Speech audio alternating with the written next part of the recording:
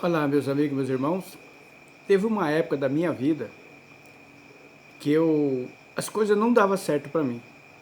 Dava certo para todo mundo ao meu redor, mas para mim não dava certo. Certa vez alguém perguntou: Zaqueu, você que teve essa ideia, você que me incentivou a fazer isso, e as coisas para você parece que não anda, tudo travado. Eu fiquei com aquilo lá na cabeça um monte de tempo, né? E parecia que as portas se travavam. E outras coisas que acontecia que eu ficava desanimado. Até eu olhar para cima, né?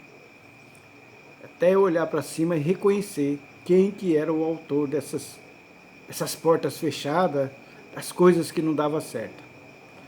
Muito bem, meus amigos, meus irmãos. Certa vez, quando eu frequentava uma denominação, a CCB, e a CCB falava assim: aquele que está te prejudicando vai descer a cova, eu vou pesar a mão nele que está fazendo isso com você. Mas eu nunca ouvi eles dizer dentro dos templos, dentro das igrejas deles, que Deus poderia pesar a mão também num membro de lá, né? Nunca ouvi isso. E, meus amigos, existe uma doutrina que chama-se a doutrina do castigo, da repreensão de Deus, da exortação. Essa doutrina é pouco pregada dentro dos templos e, na verdade, ninguém gosta de ouvi-la, porque é uma doutrina que traz tristeza, né? Dano. E acontecia comigo isso. É a doutrina do castigo de Deus. Aqui no capítulo 12 de Hebreus, capítulo 12, versículo 5, diz assim: E já vos esquecesse da exortação que argumenta convosco como filhos?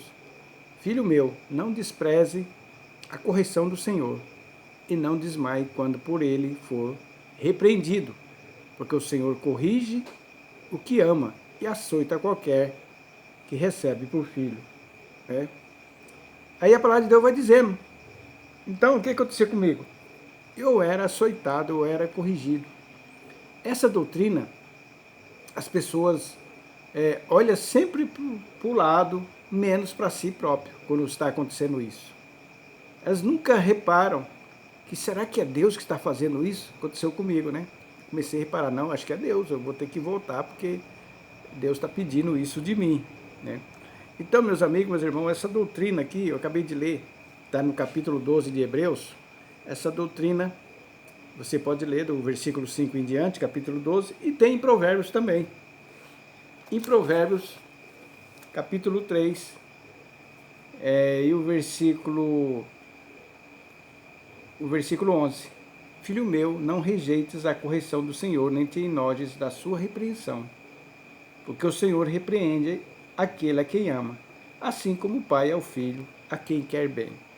A questão é, você sabe discernir quando é correção de Deus? Você sabe discernir? Porque no capítulo 2 de Provérbios, diz assim, capítulo 2 e o versículo 6 em diante. Porque o Senhor dá sabedoria e da sua boca é que vem o conhecimento e o entendimento. Ele reserva a verdadeira sabedoria para os retos, escudo é para os que caminham na sinceridade, para que guardem as veredas do juízo. Quando você vê os caminhos do juízo que Deus está executando, né? Ele preservará o caminho dos seus santos. Então entenderás a justiça, o juízo, a equidade e todas as boas veredas. Pois quando a sabedoria entrar no teu coração e o conhecimento for agradável à tua alma. Você sabe discernir os tempos de Deus na sua vida? Os tempos que Ele está te corrigindo? Os tempos que está sendo fazendo justiça? O tempo que Ele está executando juízo? Né? Você sabe? Se você souber, você vai entrar no capítulo 2 de Provérbios. Né?